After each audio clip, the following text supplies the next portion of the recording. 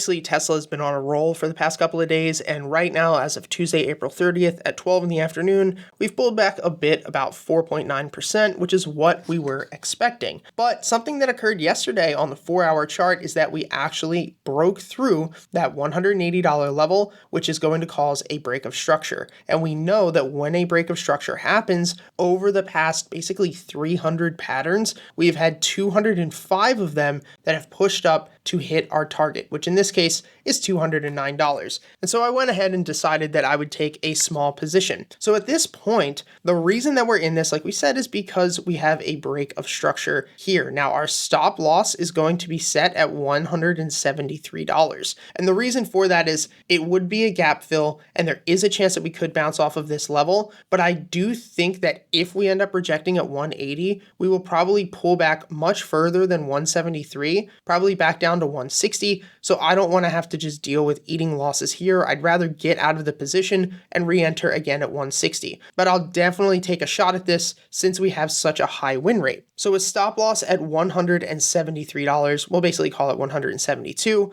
Our optimal trade entry, like the best spot that we'd really want to get in, would actually be down here at $180. So instead, what I did, just in case this thing bounces, is that I started with a half position up here today at about $185. And my plan is to actually average down at a very tactical level of $177, so that this way it'll give me an average around that 181 level. And then from there, the very last thing is to hit our take profit. I'm going to be looking at a higher high of about $209 as my take profit level, and that should give us a very solid risk versus reward, meaning that, if we're looking at an average around 180, if this was shares, but I do have June calls, this would give us a loss under that stop loss of about 3%. But our upside target back up to $208, if it occurs, would be a 16% move to the upside, which is absolutely massive. So I don't care if this trade plays out. People think that the only reason you should take a trade is because you know that you're going to make money. That's absolutely false.